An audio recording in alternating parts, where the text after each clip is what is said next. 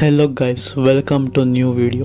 ಇವತ್ತು ಈ ವಿಡಿಯೋದಲ್ಲಿ ಇನ್ನೊಂದು ಹೊಸ ದೆವ್ವದ ಕಥೆಯೊಂದಿಗೆ ತಮಗೆಲ್ಲರಿಗೂ ಸ್ವಾಗತವನ್ನು ಕೋರ್ತೇನೆ.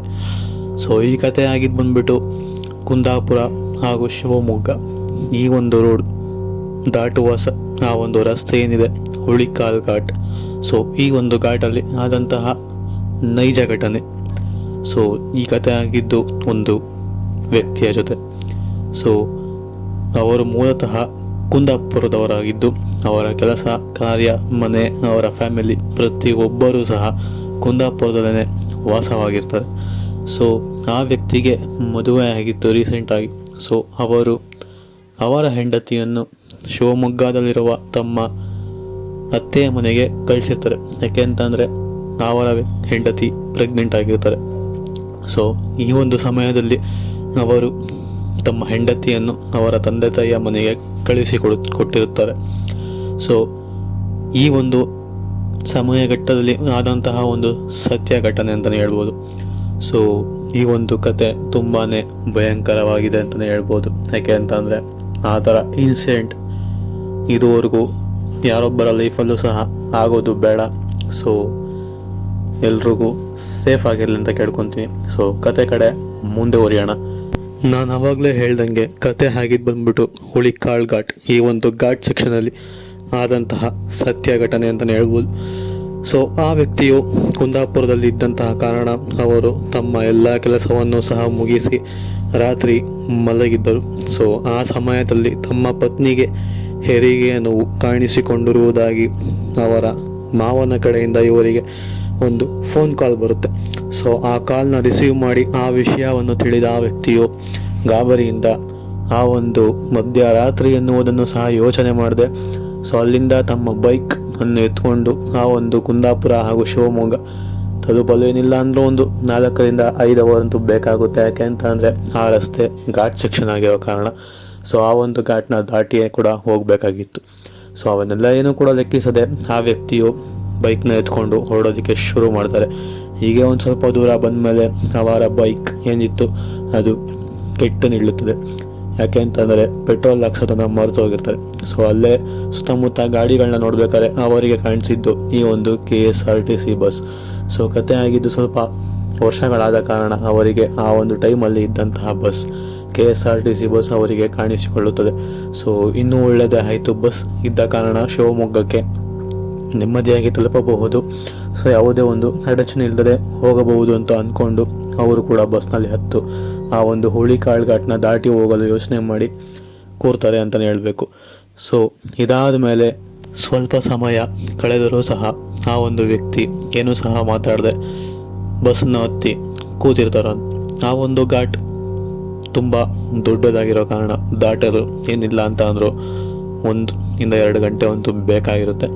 ಸೊ ಇದೇ ಕಾರಣ ಕಂಡಕ್ಟರ್ ಸಹ ಅವರ ಟಿಕೆಟನ್ನು ಖರೀದಿಸಲು ಬರೋದಿಲ್ಲ ಆದಷ್ಟು ಬೇಗ. ಯಾಕೆ ಅಂತ ಅಂದರೆ ಘಾಟ್ ತುಂಬ ದೂರ ಇದ್ದ ಕಾರಣ ಕಂಡಕ್ಟರ್ ಸಹ ಮಾತನಾಡುವುದಿಲ್ಲ. ಈ ವ್ಯಕ್ತಿಯೂ ಸಹ ಕಂಡಕ್ಟರನ್ನು ಕರೆಯಲು ಪ್ರಯತ್ನ ಪಟ್ಟರೂ ಸಹ ಅವರು ಏನೂ ಸಹ ಮಾತಾಡುವುದಿಲ್ಲ. ಸೊ ಇರಲಿ, ಈ ಒಂದು ಘಾಟ್ನ ದಾಟೋದಕ್ಕೆ ಇನ್ನೂ ಸ್ವಲ್ಪ ಟೈಮ್ ಬೇಕಾಗುತ್ತೆ.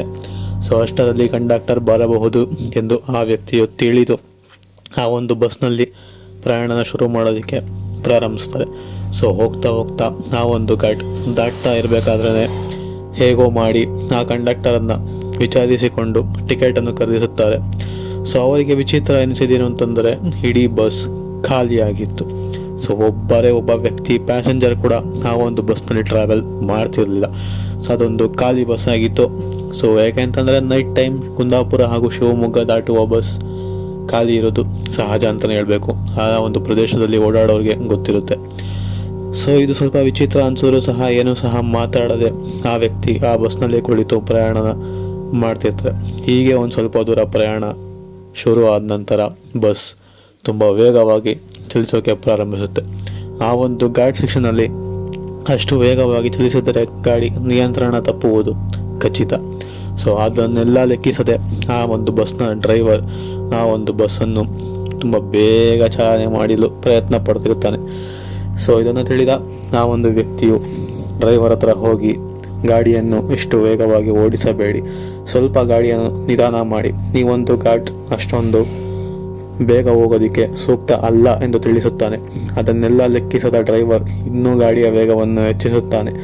ಸೊ ಇದನ್ನೆಲ್ಲ ಕಂಡ ಆ ವ್ಯಕ್ತಿಯು ಸ್ವಲ್ಪ ಗಾಬರಿಗೊಂಡು ಹಾಗೆ ವಿಚಿತ್ರವಾಗಿರುವ ಒಂದು ಸನ್ನಿವೇಶವನ್ನು ಕಂಡು ಗಾಡಿಯನ್ನು ನಿಲ್ಲಿಸಲು ಕೇಳುತ್ತಾನೆ. ಸೊ ಆ ಒಂದು ನಿಲ್ಲಿಸು ಎಂಬ ಪದವನ್ನು ಸಹ ಕಂಡಕ್ಟರ್ ಡ್ರೈವರ್ ಇಬ್ಬರೂ ಸಹ ಕೇಳುವುದಿಲ್ಲ. ಸೊ ಹೋದರೆ ಹೋಗಲಿ, ಕಂಡಕ್ಟರದ ಮೇಲೆ ಗದರಿ ಆದರೂ ಪರವಾಗಿಲ್ಲ, ಈ ಒಂದು ಬಸ್ನ ನಿಲ್ಲಿಸಲೇಬೇಕು ಎಂದು ಆ ವ್ಯಕ್ತಿ ಆ ಒಂದು ಗಾಡಿಯನ್ನು ನಿಲ್ಲಿಸೋದಕ್ಕೆ ಕಂಡಕ್ಟರ್ಗೆ ಗದಿರ್ತಾರೆ. ಸೊ ಕಂಡಕ್ಟರ್ ಕೇಳುವುದಿಲ್ಲ. ಹೋಗಿ ನಿಮ್ಮ ಸೀಟ್ನಲ್ಲಿ ಕುಳಿತುಕೊಳ್ಳಿ ಎಂದು ವಾಪಸ್ ಅವರಿಗೆ ಗದರುತ್ತಾನೆ.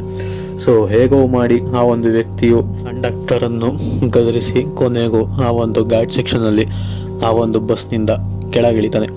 ಯಾಕೆ ಅಂತಂದರೆ ಆ ಒಂದು ಬಸ್ ಹಾಂಟೆಡ್ ಬಸ್ ಆಗಿತ್ತು.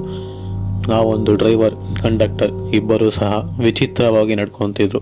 ಅದಲ್ಲದೆ ಆ ಒಂದು ಬಸ್ನಲ್ಲಿ ಯಾರೊಬ್ಬರೂ ಸಹ ಪ್ರಯಾಣಿಕರಿರಲಿಲ್ಲ. ಬಸ್ ಕೂಡ ತುಂಬ ಹಳೆಯದಾಗಿತ್ತು, ಹಾಗೆ ಸೀಟುಗಳೆಲ್ಲ ಮುರಿದು ಹೋಗಿತ್ತು. ಸೊ ಇದನ್ನೆಲ್ಲ ಗಮನಿಸಿದ ಆ ವ್ಯಕ್ತಿಯು ಈ ಒಂದು ಖಾಲಿ ಬಸ್, ಎಲ್ಲ ಸೀಟುಗಳೆಲ್ಲ ಮುರಿದು ಹೋಗಿ ಹಳೆಯ ಬಸ್, ಈ ಒಂದು ಬಸ್ನಿಂದ ಆದಷ್ಟು ಬೇಗ ಕೆಳಗಿಳಿಬೇಕು ಅಂತ ಹೇಳಿ ಕಂಡಕ್ಟರನ್ನು ಗದರಿಸಿ ಕೊನೆಗೂ ಆ ಒಂದು ಬಸ್ನಿಂದ ಕೆಳಗೆ ಇಳಿತಾರೆ. ಸೊ ಇದಾದಮೇಲೆ ಆ ಬಸ್ ಮುಂದೆ ತನ್ನಷ್ಟಕ್ಕೆ ತಾನೇ ಹೋಗುತ್ತೆ. ಹಿಂದೆ ಅವರಿಗೆ ಒಂದು ಕಾರ್ ಸಹ ಸಿಗುವಂಥದ್ದು. ಆ ಒಂದು ಕಾರ್ನಲ್ಲಿ ಅವರು ಶಿವಮೊಗ್ಗಕ್ಕೆ ಹೊರಗು ಡ್ರಾಪ್ ಕೇಳಿ ಅಲ್ಲಿಂದ ತಮ್ಮ ಪತ್ನಿ ಇರುವ ಸ್ಥಳಕ್ಕೆ ಹೋಗಿ ಅವರು ಅವರ ಪತ್ನಿಯನ್ನು ಆಸ್ಪತ್ರೆಗೆ ಸೇರಿಸಿ ತದನಂತರ ಅವರಿಬ್ಬರಿಗೂ ಒಂದು ಮಗುವಾಗಿ ಈಗ ಇಬ್ಬರೂ ಸಹ ಖುಷಿಯಾಗಿ ಇರುವಂಥದ್ದು. ಸೊ ಇದು ಆ್ಯಕ್ಚುಲಿ ಆಗಿದ್ದು ಆ ಒಂದು ವ್ಯಕ್ತಿಯ ಲೈಫ್ನಲ್ಲಿ ಸತ್ಯ ಘಟನೆ ಅಂತಲೇ ಹೇಳ್ಬೋದು. ಈ ಕತೆ ಇಷ್ಟ ಆಗಿದ್ದರೆ ಲೈಕ್ ಮಾಡಿ, ಸಬ್ಸ್ಕ್ರೈಬ್ ಮಾಡಿ, ಹಾಗೆ ಶೇರ್ ಮಾಡಿ. ಮತ್ತೊಂದು ಇಂಟ್ರೆಸ್ಟಿಂಗ್ ಕಥೆಯ ಜೊತೆಗೆ ಮುಂದಿನ ವಿಡಿಯೋದಲ್ಲಿ ಭೇಟಿಯಾಗೋಣ. ಸೊ ಅಲ್ಲಿವರೆಗೂ ನೋಡ್ತಾ ಇರಿ ದೆವ್ವದ ಕಥೆಗಳು ಯೂಟ್ಯೂಬ್ ಚಾನಲ್. ಸೊ ನಿಮ್ಮ ಸಪೋರ್ಟ್ ನೀಡಿ ಅಂತ ಕೇಳ್ತಾ ಟೇಕ್ ಕೇರ್, ಗುಡ್ ಬಾಯ್.